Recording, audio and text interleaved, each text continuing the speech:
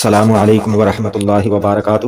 اللہ رب العزت قرآن مجید میں ارشاد فرماتا ہے کل نفس ذائقۃ الموت ثم الینا ترجعون، یعنی ہر نفس کو موت کا ذائقہ چکھنا ہے اور پھر تم لوٹ کر ہماری طرف آؤ گے۔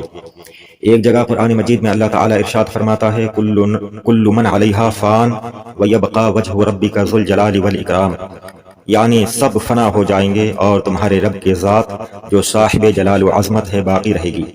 سب مر رہے ہیں ایک کے بعد دوسرا، سب کو موت آنی ہے، سب اسی طرح سے مرتے رہیں گے، لیکن قیامت کے دن ساری کائنات فنا ہو جائے گی، صرف اللہ کی ذات باقی رہے گی۔ پھر اللہ تعالی ساری کائنات کو دوبارہ پیدا فرمائے گا۔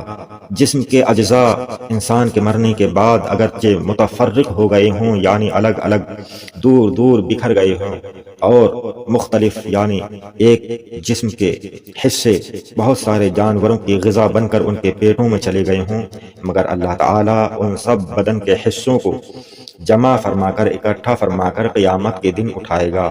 قیامت کے دن لوگ اپنی اپنی قبروں سے ننگے بدن ننگے پاؤں بغیر ختنہ کیے ہوئے اٹھیں گے۔ اب حشر کی طرف چلیں گے، کوئی پیدل، کوئی سواری پر، اور ان میں کوئی ایک سواری پر ایک، اور کسی سواری پر دو، کسی پر تین، کسی پر چار، اور کسی سواری پر 10 ہوں گے۔ کافر منہ کے بل چلتا ہوا میدان حشر کی طرف ہو جائے گا، اور کسی کو فرشتے گھسیٹ کر لے جائیں گے، کسی کو آگ جمع کرے گی، یعنی 3 طرف سے آگ ہوگی اور میدان حشر کی طرف سے آگ نہیں ہوگی، اور انسان آگ سے بچنے کے لیے میدان حشر کی طرف خود بخود بھاگتا ہوا جائے گا۔ آگ اس کے قریب کو بڑھے گی اور یہ آگ سے بچنے کے لیے ادھر کو بھاگے گا اور میدان حشر میں پہنچ جائے گا۔ یہ میدان حشر ملک شام کی زمین پر قائم ہوگا۔ زمین ایسی ہموار ہوگی، یعنی اتنی صاف ستھری اور برابر ہوگی کہ اس کنارہ پر رائی کا دانہ گر جائے تو دوسرے کنارے سے دکھائی دے، یعنی ایک کنارہ دوسرے کنارے سے دکھائی دے گا۔ اتنی صاف ستھری اور بالکل برابر زمین ہوگی۔ اس دن زمین تانبے کی ہوگی اور سورج 1 میل کے فاصلہ پر ہوگا۔ اس حدیث کے راوی بیان کرتے ہیں کہ معلوم نہیں میل سے مراد سرما کی سلائی ہے یا میل مسافت۔ اگر میل مسافت بھی ہو تو کیا بہت فاصلہ ہے؟ اب جبکہ سورج 4000 برس کی راہ کے فاصلہ پر ہے اور اس طرف یعنی دنیا کی طرف ہماری طرف سورج کی پیٹھ ہے، پھر بھی جب سر کے مقابل آتا ہے یعنی بیچ آسمان پر آ جاتا ہے دوپہر کے وقت اور گرمیوں میں باہر نکلنا دشوار ہو جاتا ہے، اس وقت کے 1 میل کے فاصلہ پر ہوگا حشر کے دن، اور سورج کا منہ اس طرف کو ہوگا۔ تپش اور گرمی کا کیا حال ہوگا بیان نہیں کیا جا سکتا۔ اور اب مٹی کی زمین ہے مگر گرمیوں کی دھوپ میں زمین پر پاؤں نہیں رکھا جاتا۔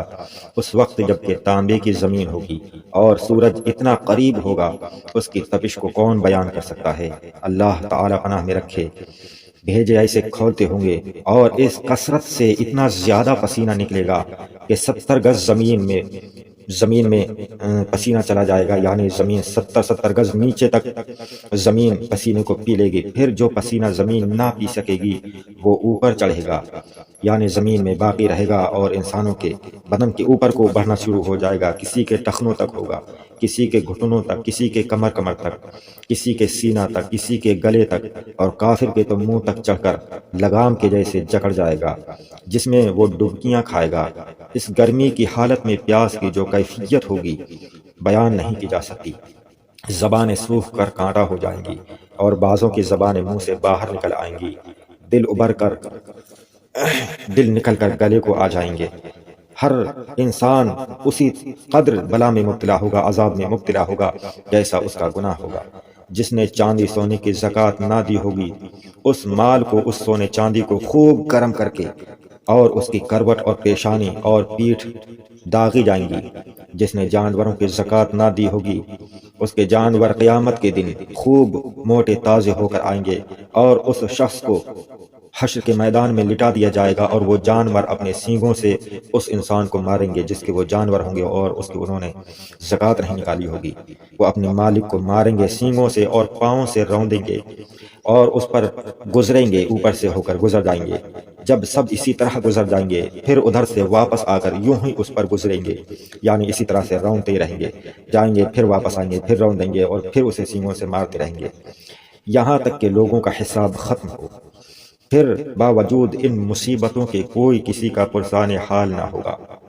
بھائی سے بھائی بھاگے گا، ماں باپ اولاد سے پیچھا چھڑائیں گے، بیوی بچے الگ جان چرائیں گے، ہر ایک اپنی اپنی مصیبت میں گرفتار ہوگا، کون کس کا مددگار ہوگا؟ حضرت آدم علیہ السلام کو حکم ہوگا، اے آدم، دوزخیوں کی جماعت الگ کر۔ عرض کریں گے کتنے میں سے کتنے؟ ارشاد ہوگا، اللہ تعالیٰ ارشاد فرمائے گا کہ ہر 1000 سے 999۔ یہ وہ وقت ہوگا کہ بچے مارے غم کے بوڑھے ہو جائیں گے، حمل والی کا حمل گر جائے گا، لوگ ایسے دکھائی دیں گے کہ نشہ میں ہیں، حالانکہ نشہ میں نہیں ہوں گے، لیکن اللہ کا عذاب اتنا سخت ہے کہ ایسے معلوم ہوں گے۔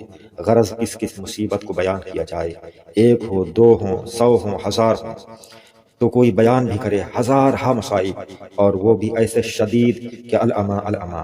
اور یہ سب تکلیفیں 2-4 گھنٹے، 2-4 دن، 2-4 ماہ کی نہیں، بلکہ قیامت کا دن 50,000 برس کا ایک دن ہوگا، قریب آدھے کے گزر جائے گا، یعنی 25,000 برس، آدھا دن یوں ہی گزر جائے گا، اور ابھی تک اہل محشر اسی حالت میں ہیں۔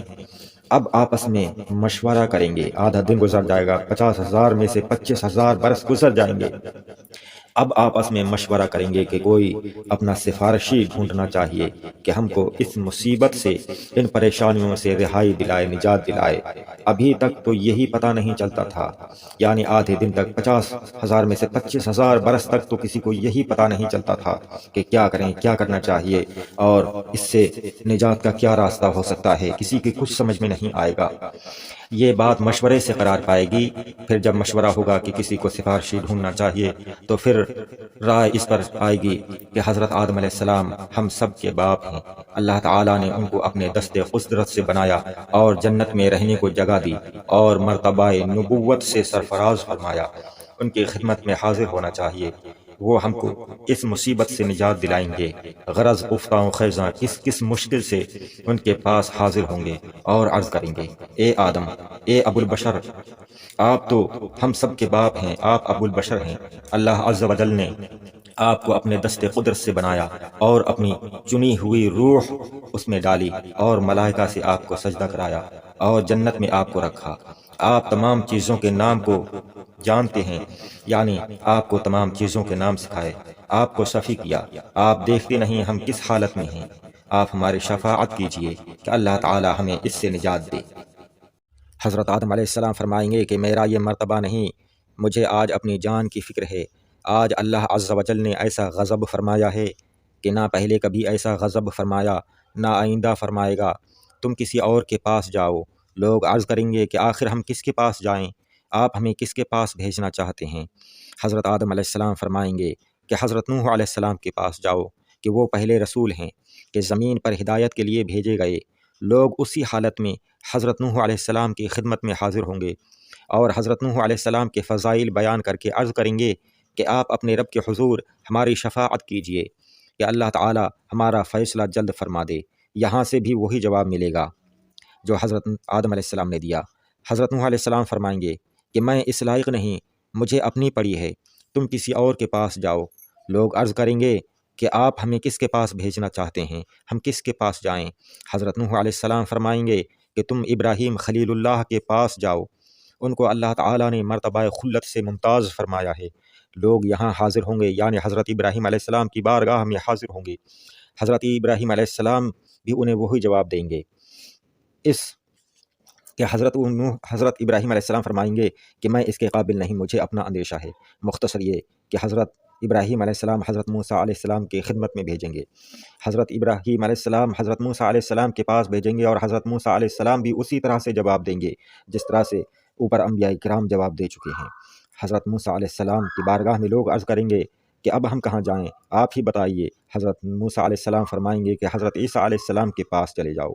حضرت عیسیٰ علیہ السلام کے پاس جب لوگ آئیں گے تو حضرت عیسیٰ علیہ السلام فرمائیں گے کہ میرے کرنے کا کام نہیں، آج میرے رب نے وہ غضب فرمایا ہے کہ ایسا نہ کبھی فرمایا نہ فرمائے، مجھے اپنی جان کا ڈر ہے، تم کسی دوسرے کے پاس جاؤ۔ لوگ عرض کریں گے کہ ہم کہاں جائیں، آپ ہمیں کس کے پاس بھیجنا چاہتے ہیں، آپ ہی بتائیے ہم کس کے پاس جائیں؟ حضرت عیسیٰ علیہ السلام فرمائیں گے کہ تم ان کے حضور حاضر ہو جن کے ہاتھ پر فتح رکھی گئی ہے، جو آج بے خوف ہیں، اور وہ تمام اولاد آدم کے سردار ہیں۔ تم حضرت محمد صلی اللہ علیہ وسلم کی خدمت میں حاضر ہو، وہ خاتم النبیین ہیں، وہ آج تمہاری شفاعت فرمائیں گے۔ انہی کے حضور حاضر ہو، وہ یہاں تشریف فرما ہیں۔ اب لوگ پھرتے پھراتے، ٹھوکریں کھاتے، روتے چلاتے، دہائی دیتے حاضر دربار بے کس پناہ ہو کر عرض کریں گے، اے محمد صلی اللہ علیہ وسلم، اے اللہ کے نبی، حضور کے ہاتھ پر اللہ تعالیٰ نے فتح باب رکھا ہے، آج حضور مطمئن ہیں۔ ان کے علاوہ اور بہت سے فضائل بیان کر کے عرض کریں گے کہ حضور ملاحظہ تو فرمائیں، ہمیں دیکھیں تو صحیح، ہمارے حال کو دیکھیں، ہم کس مصیبت میں اور کس حال کو پہنچے۔ حضور بارگاہ خداوندی میں ہماری شفاعت فرمائیں اور ہم کو اس آفت سے نجات دلائیں۔ اللہ کے رسول صلی اللہ علیہ وسلم ارشاد فرمائیں گے، انا لہا، یعنی میں اس کام کے لیے ہوں، انا صاحبکم، میں ہی وہ ہوں جسے تم تمام جگہ ڈھونڈ آئے۔ یہ فرما کر اللہ کے رسول جناب محمد الرسول اللہ صلی اللہ علیہ وسلم بارگاہ رب العزت میں حاضر ہوں گے اور سجدہ کریں گے۔ اللہ تعالیٰ کا ارشاد ہوگا، یا محمد ارفع رأسک وقل تسمع وسل تعطہ واشفع تشفع، یعنی اے محمد اپنا سر اٹھاؤ اور کہو تمہاری بات سنی جائے گی، اور مانگو جو کچھ مانگو گے ملے گا، اور شفاعت کرو تمہاری شفاعت قبول کی جائے گی۔ دوسری روایت میں ہے کہ اس طرح سے اللہ تعالیٰ فرمائے گا، وقل تطع، یعنی فرماؤ تمہاری اطاعت کی جائے گی۔ پھر تو شفاعت کا سلسلہ شروع ہو جائے گا، یہاں تک کہ جس کے دل میں رائے کے دانہ سے بھی کم ایمان ہوگا اس کے لیے بھی شفاعت فرما کر اسے جہنم سے نکالیں گے، یہاں تک کہ جو سچے دل سے مسلمان ہوا اگرچہ اس کے پاس کوئی نیک عمل نہیں ہے اسے بھی دوزخ سے نکالیں گے۔